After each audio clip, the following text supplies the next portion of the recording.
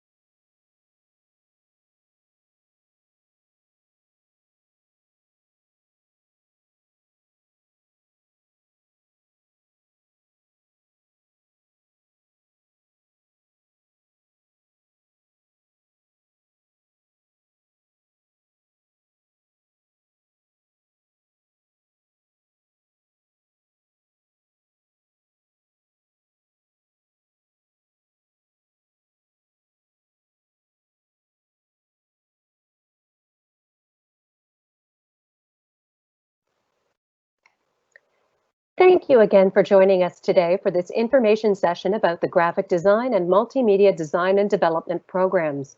We'll open with introductions from Bianca DiPietro and Robert Blaine. Bianca, Rob? Hi everyone, welcome. I'm Bianca DiPietro. As Natalie said, I am the program coordinator of the 3-year Advanced Diploma program in Graphic Design.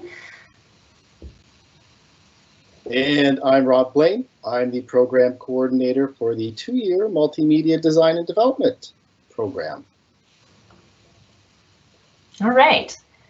So to start off, as you can see, the two programs here, Graphic Design, 3-year Advanced Diploma, Multimedia Design and Development, 2-year Diploma. These two programs have a common first semester, which means that students coming into either graphic design or multimedia design and development will be taking the exact same first semester of classes. And you also are mixed, so you might be in multimedia design and development or graphic design, and you are mixed in class with either of the programs. That's us again. So we are the program coordinators of the programs, so that means we're pretty much your direct contact for any extra information or if you have any additional questions about the programs. And our programs, we have full-time faculty as well. So what this means is that these individuals are paid full-time by the college to teach.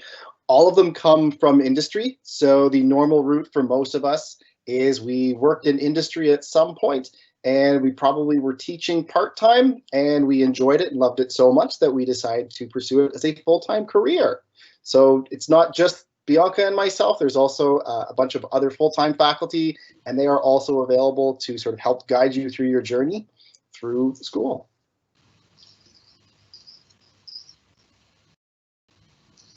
All right, so in our current state of the world with pandemic happening, we do have our programs running online, which means online learning. So with both programs, this is a combination of both sync and async. What that means is synchronous is live. It is happening in the moment. Often students log in, you can ask live questions, and things are treated more organically through conversation and dialogue. Async is pre-recorded material that is like in video format, and students can view and watch that whenever they please on their own time. So with our content and with our courses, depending on the type of course and what's required, you might have more synchronous material or you might have more asynchronous material, depending on the type of content in each individual course. It will not be exactly the same for every course, but we do just look at the content of the course and basically deliver in the best format for that specific topic. So normally when you start off, we have about 35 students per class, and that's sort of the maximum number. Normally it's a little bit lower than that. And generally, as you go throughout the program, the numbers get to around probably about 30 or to 25. So one of the things that's really nice about our program is you get to know everyone. So it's not just about an individual or a number, right? We get to know you personally. Specifically, we also work with you to help develop you and get, launch your career and launch your portfolio into either graphic design or multimedia. And within both those programs, saying graphic design or saying multimedia design are very broad terms. So a lot of this process is when you come in, you don't know necessarily what exactly you want to do, but you have an idea that you like it. And as you go through the different classes and you work with us and you work with faculty, you start to figure out that you really like maybe motion design or you really like typography. So then we really work with you to help develop your portfolio. And after either your 2 years or your 3 years, your portfolio is really what you will use to sort of enter employment and find your first job. All right, so our both programs are laptop based, either in person or if we're online. So in both scenarios, you do need to purchase your own laptop. This laptop are being shown, but we send you this information if you're accepted into either program. So this will be communicated to you. And we are both Apple, Mac or Microsoft or PC. The software that we use in both programs can be run on either machine. So you don't technically need, an Apple computer. It's possibly industry standard right now, but a PC is definitely doable in the program. So backup drive. One of the things that when you're going through this industry, and we basically need a laptop or some sort of a computer to work in this industry. And one of the most important things is to back up all of your files. Every year, we always have a handful of students or faculty for that matter too, and they happen to lose data. So keeping a backup of all of your files is something that we always recommend. Specifically buying like a drive where you basically have a carbon copy of everything that you've been working on. So if the unfortunate event happens that maybe your computer crashes and you lose information, you have a backup of it. Case in point, in my last year of school, my computer had narcolepsy and kept falling asleep on me. So I actually had to, it was a very frustrating thing, but I had a backup of all my files, so I was able to work through multiple computers and get through it. So. There also are online solutions as well. You can get a physical hard drive, but there are also online things like Google Drive or OneDrive or Dropbox. And these are also really amazing solutions if you're working between multiple areas, that if you have all of your files synced for you, it makes your life so much easier. All right, software. So for both programs, software that you need is in one subscription. It's Adobe Creative Cloud. You may have heard of this already, but with Adobe Creative Cloud, you get all of the programs that are required. You'll hear about in your first semester, Adobe Illustrator, Adobe Photoshop, Adobe InDesign. This is all included in the one subscription. Humber does provide a discount for our students since this is something that you will have to pay for on your own. It is not included in the tuition. So you'll have to purchase your laptop and then purchase your subscription to your software. And then Humber does provide Microsoft Office for all students for free. So our goal is to give students the skills to meet industry expectations and pursue the career that they want.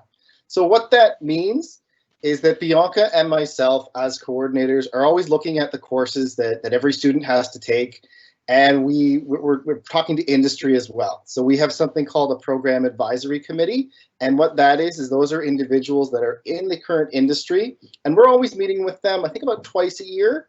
And what we do is we talk about the types of software that we teach, even like the methodologies, what are sort of trends that are in the industry. We're always looking at these things to keep our courses current.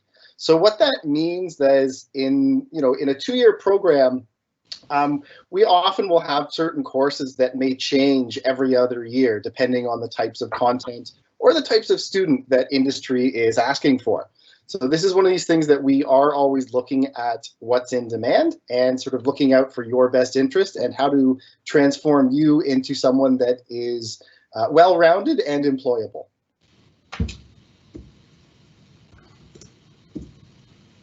All right, so as mentioned, both multimedia design and development and graphic design have a common first semester, and this is the common first semester in both programs. So this is the course lineup that you will expect in your first semester in either of the programs. So we have Design 1, Digital Technology 1, Web Technology 1, Motion Design 1, Typography 1, Creative Thinking, College Reading and Writing Skills. So this is a combination of your basic design principles, starting with the software in your digital technology course. So this is like Photoshop and Illustrator to start off, and this is included in that software package that I talked about. Motion design, so understanding the principles of motion. Typography, so looking at type and fonts and things like that. Creative thinking is a course that is meant to help you ideate and think of ideas that are outside of the box, and use critical thinking skills and things like that. And then you have your basic college reading and writing skills.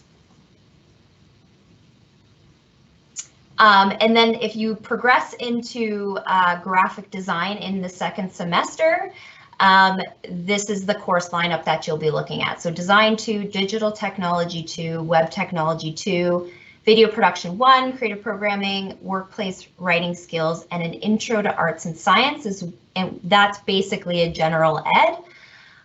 So as you can see, a lot of it is building on what you have already learned in semester 1. So Design 2 is, again, building on Design 1, so getting deeper into design principles.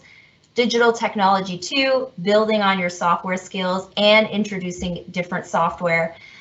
Web Technology 2, building on your basic HTML and CSS skills. Video production, looking at a different software in the Adobe Creative Cloud. Creative programming is just a taste of programming. We don't aim to graduate students who are developers in the graphic design program, but understanding the mechanics behind how things are built is very important. So we teach you basic programming skills, and then workplace writing skills and a gen ed. I didn't mention that if you are in either program, so if you're in graphic design, looking to change into multimedia design and development after the first semester, because that's why we have a common platform, is you could decide, I'm in graphic design, but I actually really like motion and video production or audio better. You can actually just switch into the other program. And that only requires an email to your program coordinator. So if you're in graphic design and you want to go into multimedia design and development, you email me. If you're in multimedia design and development, you want to go into graphic design, you email Rob, and we will switch you after the first semester.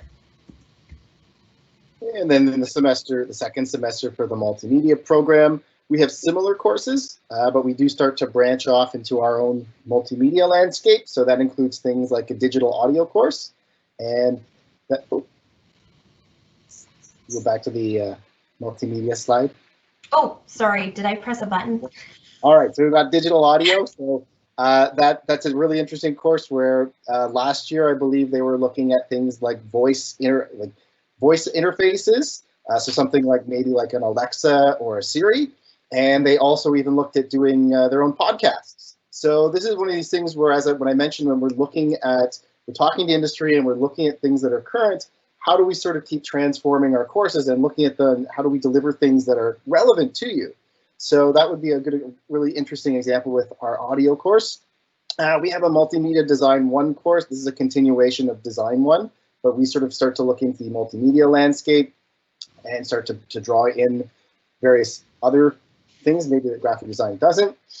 So some of my students, we have creative coding. Some of my students do go into front-end development. I've found that most students I talk to, there's either a love-hate relationship with coding, and once you're introduced to it, some people absolutely love it and they want to keep going with it, and others never want to touch it again. So one of the things that we do try and do, or I've tried to do in the multimedia program, is build in areas where you have some flexibility to start controlling your own education. So I'll get to that in a later slide, but one of those things that I know that some people do and are interested in development that come into the multimedia program. So.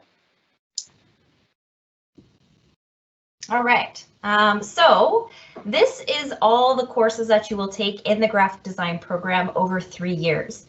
And they are grouped according to sort of the topic as well as the area that you'll be studying. I won't go through them all because it would take me a very long time, but there's descriptions on the website that describe each course, but you can get a general sense of how deep into each topic you're getting. So for example, if you look at the slide, you see that you have 5 typography courses. So this is, obviously a very important topic in graphic design. So we have 5 courses in typography, which create a very deep level of learning in that area. Branding 1 and 2, so visual identity for a business or a company. We provide 2 courses in that area. We have programming, and then we have 4 courses in web technology, because again, it's very important that designers understand how the mechanics behind how websites and apps and different things are built. So we have 4 courses in that. Design 1, 2, and 3, so your design principles being built on in 3 courses. Digital technology 1, 2, 3, and then a printing technology. So again, looking at the software and building on your skills in the Adobe Creative Cloud and the various softwares that are provided with that. Editorial design and digital publishing, which is your publications, its layout, its magazines, its all that kind of thing. Experience design 1 and 2, which looks at digital products, so designing applications, user flows, how do people navigate digital products on their phone, and what sort of design process is involved with that. Information 1 and 2 is looking at data sets and different kinds of information and how you visualize that, as well as looking at signage and wayfinding. And then the last, there's motion 1 and video production, which we went over in previous slides, and then the last area is the career connections, entrepreneurship, communication systems, studio projects, portfolio, and internship. And those courses run in the final year of graphic design, and they are more focused on getting you ready for the industry, whether that be prepping your portfolio, working on personal projects, dealing with clients, or prepping for possibly doing your own freelance work. So all of these courses will better prepare you for a variety of scenarios as you head out and look for your first job, and also complete your internship, which we'll cover in another slide coming up soon. All right, and then for the multimedia program, similar to how Bianca has done, we've tried to group sort of our courses together. And this does change from time to time, but some of the topics that a lot of people look at, who are graduates out of the program, they get into something called user experience design, where that's sort of talking to people and basically trying to figure out what problem you're trying to solve. And that normally ties into user interface design. So that's a lot of screen design. So it could be apps, websites, anything that sort of has an interface. So UX and UI are 2 big popular topics that people get into, and we look at a lot of that as we get into our design courses. Also things like motion and video and audio. So that's a little bit more in the multimedia aspects. So for certain things, what I would say with the program, currently some of the students are actually exploring augmented reality. And while we're not expecting the students to actually go out and code a full augmented reality experience, what we want to do is look at how could we use video as a way to maybe explain an augmented reality experience to someone. As often as when you're working with a client and you're working with multiple stakeholders, if you can sort of show them a video of sort of explaining the experience that you want to create for people, that is quite often sort of a role that our students or our people in our landscape would do. So another thing that we've introduced we have emerging multimedia practice courses, and what those are they are self-directed study courses. So one thing that I found through working in the multimedia program is because multimedia is such a broad term, by sort of your last semesters, or you sort of start to think, okay, I really want to do more motion design. And then I'll meet with another person and say, okay, I want to do more front-end development. And what we tried to do is build in some flexibility for students where they're taking the same course, so you're getting the same credit, but what you do with something like a self-directed study is we start to look at your portfolio and we start to assess, like, what are you sort of missing in your portfolio and what do you think would be beneficial for you to move forward and enter into the multimedia job market. So those have been quite popular with students because they get to control what their projects are. And I think they're a really good tool that both students have found. So we actually have 2 of them right now. It used to be 1, but then based sort of on feedback from students and sort of the just the overall sort of what we were getting as results from students, decided to make those two courses. So, okay, you can go to the next slide now, Bianca. So with both programs, they are considered full-time. So if you're taking a full course load and not a reduced load, we do suggest that no more than 15 hours a week with a part-time job, just to be able to manage the amount of projects that you're doing. You take between 6 and 7 courses usually, and with the combination of projects with every course, it can become a lot of work if you're working more than 15 hours a week. So that's our suggestion, but there are options to take part-time as well as reduced load in both programs. So now we have some sample work from both programs that we'll go through. We also have a couple links that I think we can share in the chat that you can reference later on as well. First one here, we have a Dr. Seuss typography poster, and as you can see, so as mentioned earlier, there are 5 typography courses in graphic design because it is a very important part of graphic design. And if you see this, it's a very creative typographic poster, and it definitely sends a different message than if this was set in Times New Roman, double-spaced on white. So to give you a sense of that. We also do branding. So this is a full branding system with a pattern and visual identity applied to it, and then it is applied to different executions. So we have business cards, we have letterhead, we have a binder, envelopes, we even have a sleeve that's created for the business card. So different applications of the final visual identity all applied. And this also is applicable to things like actual physical products. So you have like a bag and you have a decal for a window. So, and this is obviously a different identity, but you can see how it's applied to different things.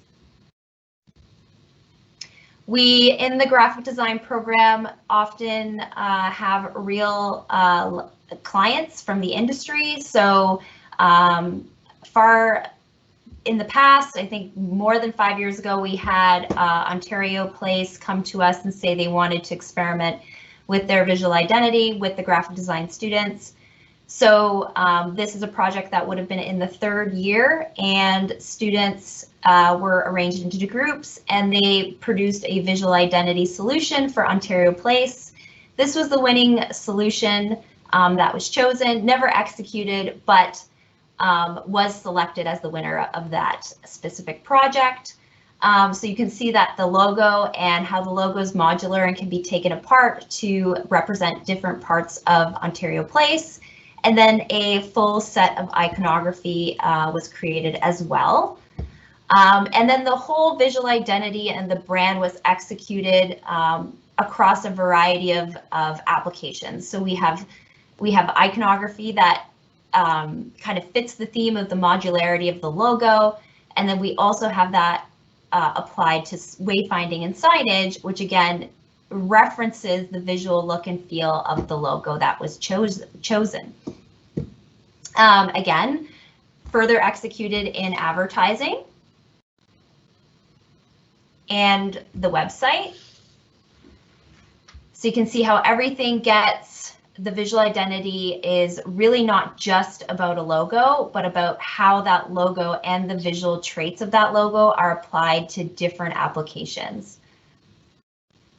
Then a couple years ago, we had Steam Whistle come to the graphic design program, and there was a contest for designs for t-shirts. And these were some of the t-shirts that were produced by the students, and also these were, I believe, the winners, because it was a contest. So some of the winners of the t-shirt contest were Humber design students, which is great. Then we have packaging, and this specifically for a wine label, and how the system of this wine label and the design is executed. But you know, you see the variance from the different labels, Monday, Tuesday, Wednesday, Thursday, Friday, and the different types of wines, but you can tell it's a system and they belong together. So earlier I was talking about editorial. So book design, magazine design is definitely part of the program. This one specifically with very, very strong, bold, and beautiful photos, and very like streamlined and simple typography. Magazines, so a different beast entirely, because there's a lot more content and a lot more variance in the content. So, you know, you have ads, you have infographics, you have copy, you have quotes, you have, you know, headings, decks, all these different things that need to be applied. So, but it's again a challenge of layout and how you treat all of the elements. And then looking at things like, you know, digital products, experience design 1 and 2, and how you take an idea and execute it in a app form or any sort of like digital product form. So this one was a app created to help with taking your laundry to the laundromat and selecting a machine and being able to pay for both detergent and the service through your phone. Whoa, what's going on? And then, yeah, so paying, monitoring the time, and picking up basically your washed clothes. So this has, you know, a very simple layout and very distinct color scheme, uses, you know, icons and things like that to, you know, navigate through. So this is an example of what you would get or produce in the experience design courses. Again, we have these links. I will share them in the chat. But basically, we have more work that you can browse from both the graphic design program and the multimedia design and development program. And then I'll let Rob talk about his work. All right. So I would say that I've started throwing a couple of motion projects here for you. One of the things that to describe motion is hard, so it's easier to maybe just show you how it works. So this is sort of an example of, you can, when you have static images on the left-hand side, right? So when you see something that's static, it has one feel, but then when you actually sort of see it moving, this is one of the things when we talk about motion design and we look at some of the things in multimedia, this is one of the things in our program, I would say, that we have as more of a specialty. And this project specifically came from a digital branding class. So what it was a class that I teach where students are required to make their own company and they have to make a Kickstarter campaign. So the end deliverable for the course is to make a Kickstarter campaign video. So students have the liberty to pick and make whatever company they want. They just have to basically design and create a video. And I actually have a couple other samples in the slide deck, so you can sort of see how when students take the exact same course, you can really start to play up your own portfolio and your types of skills and your own visual look and feel. So this one specifically, she really wanted to get into doing more motion design. So for her project, she went with an entirely illustrated and motion design for her video. All right, I'm gonna go to the next one. Thank you. And this is the same student where they had to animate a letter into an animal with the same letter. So they took a jellyfish and a J. So they had to animate the J into a jellyfish. And a funny story about this one, this is sort of why I have this student's work showing up. One of the things that a lot of people coming into into the college system is we hire part-time faculty, and part-time faculty currently work in the industry, and they will come and maybe teach 1 or 2 courses for us. And why we do that is we really like to get individuals that are really current and they are still working in industry. So the student actually her work here, she actually got hired by one of our faculty. So it's one of those things where, you know, if you think about this as you're starting into the job landscape with us, right? And then it's not so much like a teacher-student relationship, as more of, peers, and I just happen to be maybe 10, 15 years ahead of you in the industry. And I think that's one of the things that we always want to look at, right? That our interest is really trying to develop you and make you better and see you succeed and flourish in the industry, right? So this was actually the exact same digital branding class. So if the 2 slides before where you had the one that was sort of an animated app, this actually came from a student pain point. So any course that I teach, I'm big on problem solving and creating designs that solve people's problems. So rather than just making stuff that looks really nice, I want you to solve people's problems. So this actually came from a student, and they had really, really frizzy hair. So what they wanted to do is, for their project, they wanted to make a line of shampoos that were dedicated just for people with frizzy hair. They didn't actually have to make the shampoo, but what I wanted to take them through is how would we take the concept and how would you actually start with nothing, or start with this idea of how could we make a shampoo that was dedicated just for people with frizzy hair. And we looked at the whole branding process and turning it into a Kickstarter campaign. Okay. So this was another motion project that somebody did, where they did a motion thing for Swatch. So they were looking at how to basically animate things that would tie in with the Swatch watch company. And this is another example from the digital branding class where somebody decided that they wanted to do an app where people could contact, if you get in touch with a mental health expert. So if you were struggling or from any sort of mental health issues, it was a way to connect you immediately with a live, either a therapist or someone, as a way to sort of as a first point of contact for dealing with mental health issues. So as you can, if you sort of look at the various course projects that people have created in the exact same course, one of these things that we really do try and look at is how do we start developing work that is of interest to you. So all of the students that the work I'm presenting here, they followed projects that they were interested in. And how do we develop your skills in the industry? So for some people, it might be wanting to develop more out as a little bit more of a branding type. Others might want to look at more interface design. Some people want to do motion. So one of the things that I'm really big on is looking at your portfolio and discussing with you, how do we sort of differentiate you when you graduate? And then this was a project that we did, you were looking in terms of what's current. I worked with a graffiti artist in Toronto, and we looked at how we could take his very analog type of work. So he does these beautiful murals that are all throughout Toronto. And as I keep driving around and walking through the city, I keep seeing more and more of his work.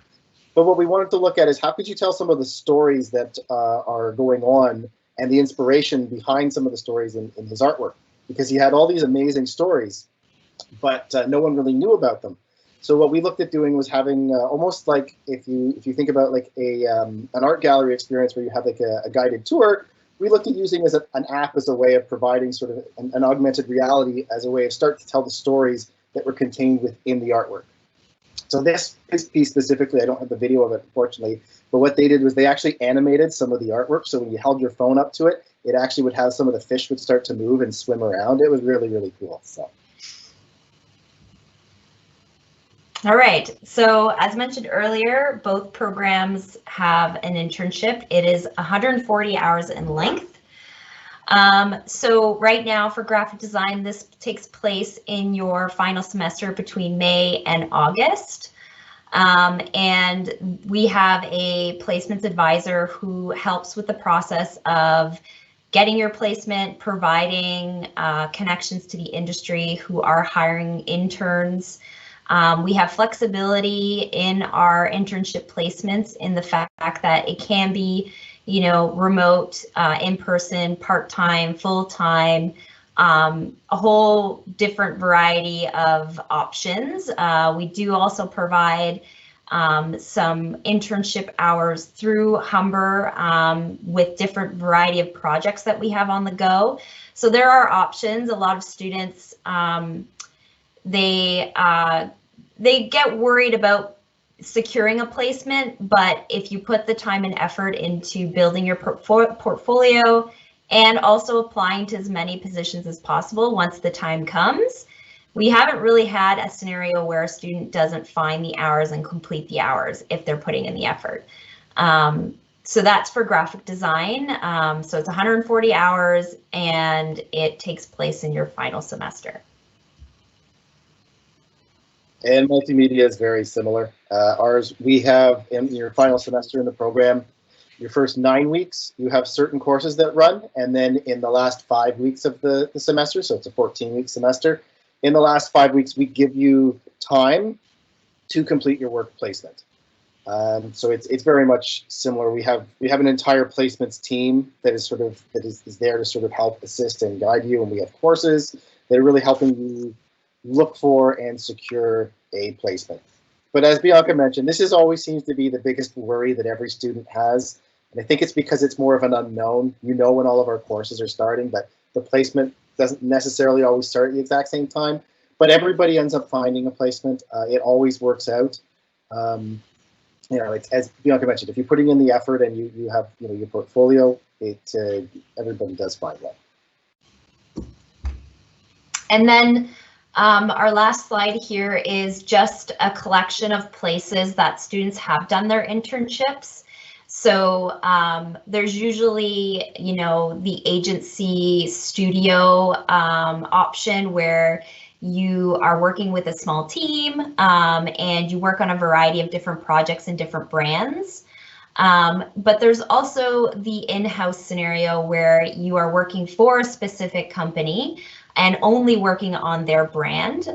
So examples of that are like Cineplex or Roots, where you become an in-house designer who's working constantly on that brand. And both have perks, but those are the scenarios usually that students go into, is either in-house or sort of an agency environment. So yeah, this is just a collection of companies and places that students have done their internships. You might see, like, for example, Brampton Library, something that you probably maybe didn't expect, but shockingly, every place needs designers now. So there are a lot of options out there, which is another reason why, if you put the effort, you're gonna finish your hours. There's not going to be a problem with that.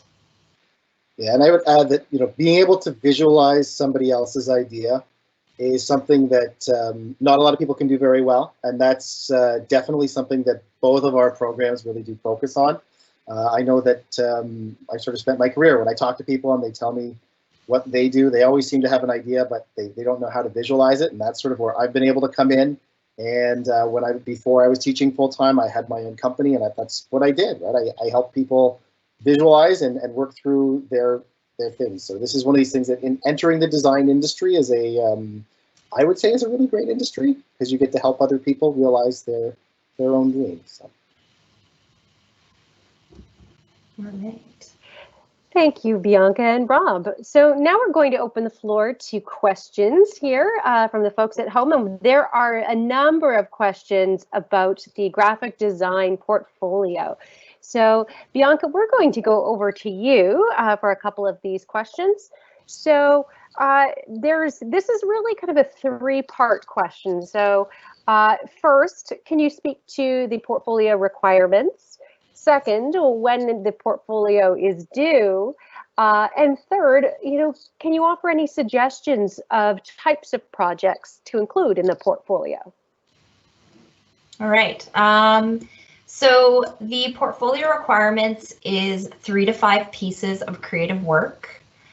And this could include anything from paintings, drawings, sculpture, sound, art, dance, written work, music, digital design, concept and strategy. There's lots you can actually submit.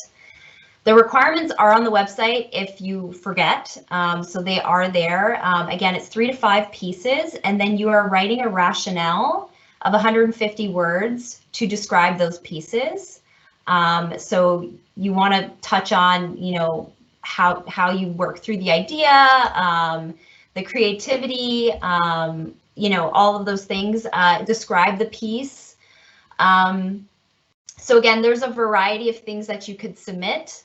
We are just looking for your ability to be creative and your expression of that, whether that be something more traditionally graphic design or if it's something like a poem.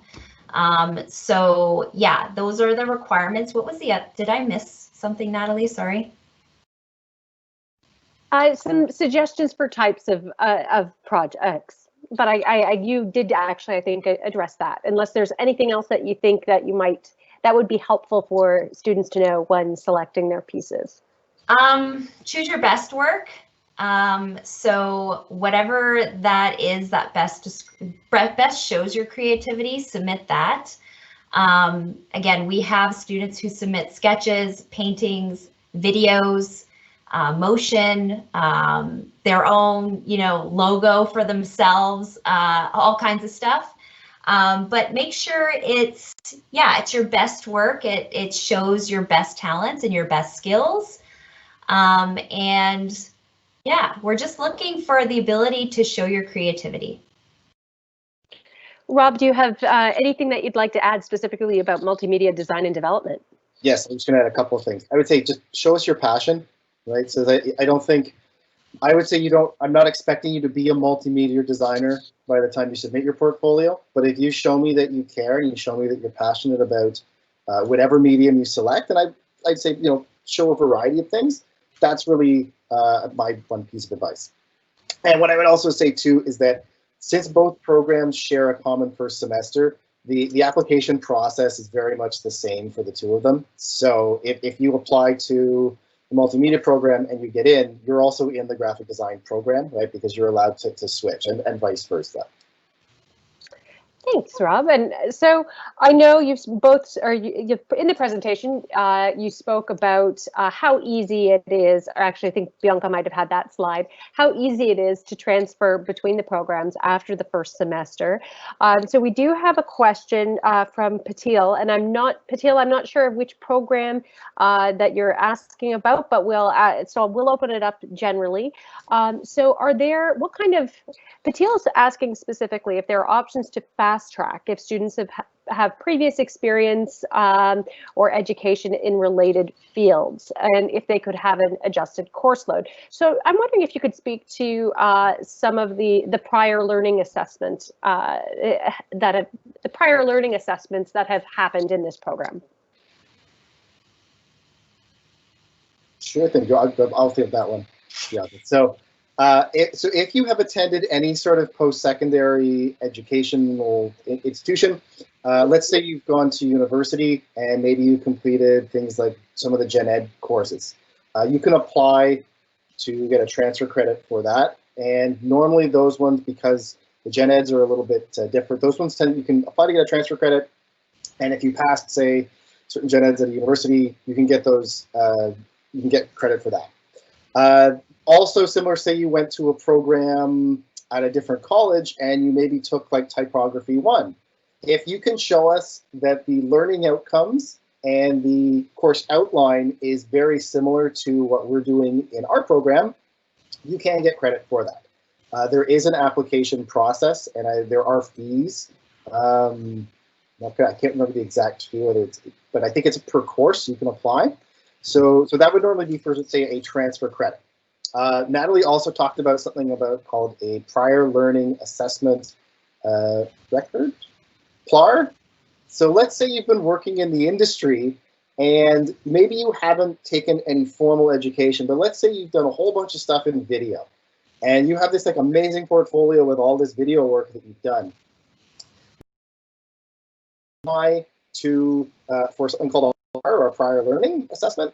And if you can sort of show us that you meet the learning outcomes for the course based on work that you've previously done working in industry, we are more than happy to give you credit where credit's due.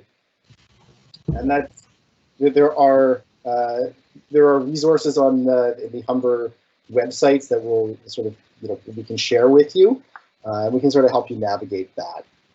And I did just put the link in the announcement for humber.ca/transfer options. So that's the transfer services website. So for more specific details about transfer credits, please visit the website and talk to one of our transfer services reps. So Bianca, you actually have the next question here today. So what are some of the major differences between the 3-year advanced diploma in graphic design and the Bachelor of Creative Advertising? Good question. I can speak to graphic design. I know we don't really address a lot of advertising in graphic design. We look more so at the design. We also have been transforming graphic design to be more in line with what the industry requires, which is a lot more of the, where students deal with more of the experience design, digital products, visual communication, and not so much the advertising side of things. The design, yes, but not the actual execution of the advertising. So I would say that's the biggest difference, but I would look, so if you're interested to know more, I would probably contact the program coordinator of the Bachelor of Creative Advertising, just to be clear. That is also a degree program, obviously a big difference between 3 and 4 years. So yeah, that's what I would say for that. Thank you, Bianca. Rob, you're up next. We have a question here asking regarding about the size of intake for multimedia design and development, and also specifically how many spots are typically reserved for international students? So generally for our intakes in the fall tend to be larger. So our intakes in the fall tend to be around, we have about like 60 students. And out of that, we generally have about 15 or so, between 10 and 15 international students. And then in the winter intake, I think we're expecting a smaller intake. We're going to do 1 section. So I think I think for the winter coming up, I believe it's around 20 students or 25 students, and then out of that, probably I think it's about 8 to 10 international students. But I would double check with our admissions department. One of the things that Humber is a very big school, so we have all sorts of departments. And if you have a specific question regarding to, say, cap limits or things like that, I would talk to admissions. Thank you, Rob. So we have a question here, and I think this is good for to address for both programs. So Rob, because I have you on screen first, we'll go to you first. So how is your program handling assessments such as exams, tests, and quizzes in the current online environment? Okay, so we don't have a lot of tests, exams, or quizzes. And that's in our core courses. So things like your gen ed courses, like writing things, Those are separate from us, so they, I think, still have exams. But in our courses, we don't really do any tests. So a lot of our projects are assignment based. So we have large assignments, and the large assignments will span multiple weeks. And then we also will have things like, mini assignments. So what it might be is we'll have a topic for a week. So let's just take something like Photoshop. So maybe it'll be, we're going to learn about the pen tool. And then I'll do a small little assessment during that week showing you that you know how to use the pen tool. And then in a larger assessment, what I would do is I might combine things like the pen tool with masking and other elements of Photoshop into one larger assessment or assignment that shows me that you can do multiple things. So really what all of our things are built as a way to build and gear you for what you'll be doing in industry. So we sort of plan that when we're making the assignments as to what do we want somebody to be able to do and what are some of the competencies that they should have. And so it really comes back to having assignments, and you have time to work or meet, say, with your professors or your faculty if you're having trouble with things. So that's one of the things where, we'll give an assessment. So currently in the online environment, what we might do is, this is where things like asynchronous and synchronous learning occur. So asynchronous being something you can do on your own time. So we might give you something to follow along, maybe like how to use the pen tool. I'll use my Photoshop example. And then in a synchronous environment, we might also give you a little challenge or a little mini assignment. And then we might get together in like a synchronous live environment, very much like we're having right now. And people could ask questions, right? Where they might say, okay, well, I was having trouble with, being able to do the X, Y, and Z. So that would be larger group meetings. And then we also, depending on the course, will have one-on-one meetings. So I would say also, as you get farther and farther along, it really does become about you. So I personally have, Monday, Tuesday, Wednesday, Thursday, I have times where people book and we meet and we review your work and your progress on your assignments. Thank you, Rob. And Bianca, is there anything different in graphic design? Not really. We don't have any exams or tests, but the same thing applies with your gen eds. So whatever you take as a gen ed might have a test or an exam. So, but that also depends on what you take, and there's such a variety of different gen eds that you can take. So nothing really is different for graphic design. Thank you so much, Bianca. So we do actually have one question about planning for the fall that I do want to address, actually, that I can address actually on behalf of everyone. So the question is specifically whether or not we will be delivering courses in person or online.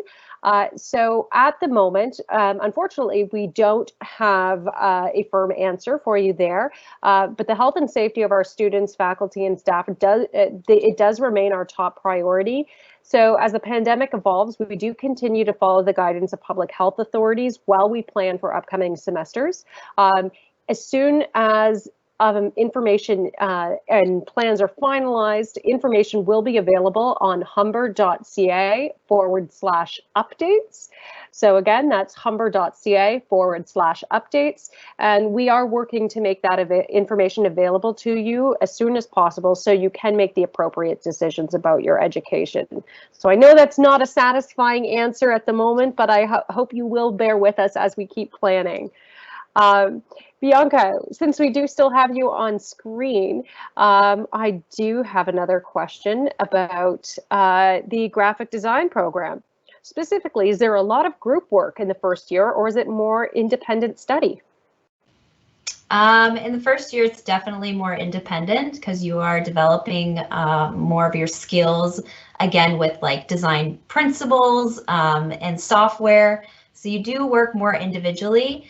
As you get to, I would say the most group work is in your final year of study, because we do a variety of projects that are client-based, and we encourage more peer evaluation and just collaborating with your peers more, because you learn a lot off of one another. But again, that's more so when you have your like kind of basic skills developed. Thanks, Bianca. And I have one more question for you before I kick it back over to Rob. Specifically, with the first semester, and I guess this is for both programs, sharing a common first semester, will it be more synchronous or asynchronous classes? Oh, that's a good question. I would say that we have more asynchronous material. Because is basically pre-record the delivery of the content. So if you're learning about Photoshop or you're learning about design principles, there will be usually a video or some sort of asynchronous material, and then a synchronous session to kind of accompany that will allow for students to ask questions or for students to say, hey, you know, this concept is not really coming across clearly. I'm really stuck here. Can you clarify?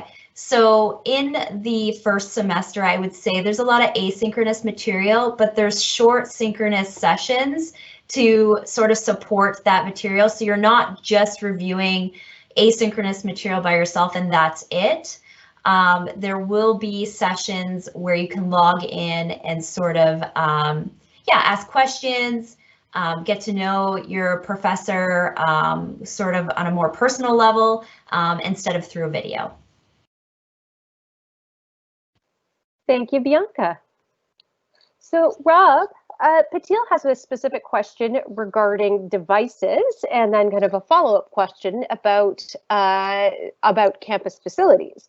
So, the first question: can students get away with a desktop or Mac Mini? And then the second question: if we are in a position to be able to resume in-person classes, what kind of studios or computer labs are available for students to use in your program?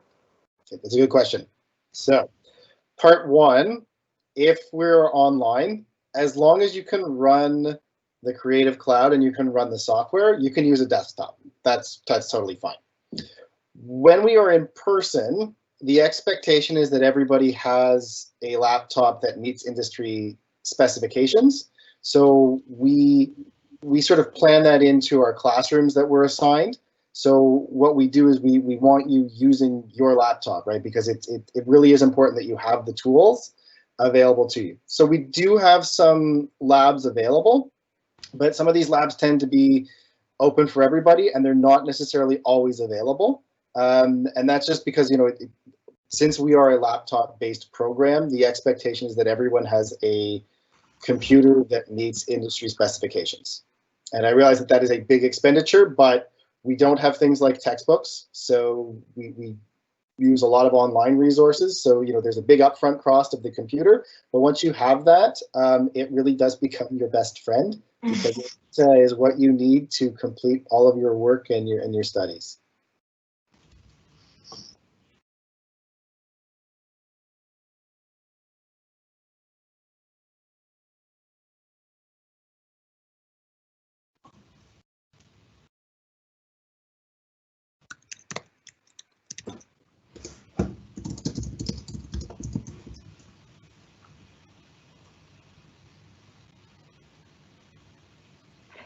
And I see I have been on mute. My apologies, everyone. You know, that's the joys of working from home is one mutes oneself, so you don't hear, you know, my cat making noise in the background. And yes, I forget that I've done that. So we are going to go we have time for one more question, I think, here. And this is a question that has been sitting here since 4:14. And I know you had both addressed the hours of the recommended hours that a student could put into part-time work. So this is kind of a follow-up, I think, to that piece. Is the first year a very heavy year, given the number of courses each semester? And how difficult is it in your experience, for students to manage all of those courses? Rob, do you want me to take this? Do you want to take that one, Bianca, or do you want me to? Okay, yeah. Okay, so yes, it's a lot. It's an adjustment in your first semester. Again, you are taking a lot of courses, and each course will have a variety of assessments at any given time. The first semester also has a lot of shorter exercises, so there's small assessments to be done. So managing that is kind of its own task. So, you know, keeping yourself accountable, making sure you know what's sort of required in each course in terms of the assessments, and allotting for that time. The best thing you can do in your first semester is really start to be a master of keeping a schedule and keeping some sort of time management skills, or developing them in some capacity. So, you know, just really giving each course the appropriate amount of time that it really needs to be able to complete all of the assessments. So having said that, if you're taking a full course load, it is suggested that you, yes, don't work more than 15 hours, because then we get students who are emailing, and Rob probably will agree with this, emailing us saying, hey, you know, I'm not really doing well in maybe 1 or 2 courses, and then you may have to drop them and retake them. You know, I would start at 15 hours as a part-time job. And then if you find you're doing really well and you're really, you know, you're finding the work, you know, some students are stronger than others, then you can increase maybe your hours, but I would start with no more than 15 and then assess how you're feeling with the courses and the assessments, and then go from there. Thank you so much, Bianca. And thank you so much to all of you for joining us today. That is all the time we have for today. If we didn't get a chance to answer your question, please do email us directly. If your question is about the curriculum for either program, or and follow-up questions about the device requirements or about workload, please do email Bianca or Rob directly. If your question is about admission requirements or the status of your application or any other matter, please do email inquiry@humber.ca. All 3 email addresses are available on screen now if you'd like to grab a pen. We'll leave the slide up there for a few minutes. Thank you again for sharing your afternoon with us. We hope you'll explore everything that Humber has to offer via the virtual open house page. So that will be up at humber.ca for the next few weeks.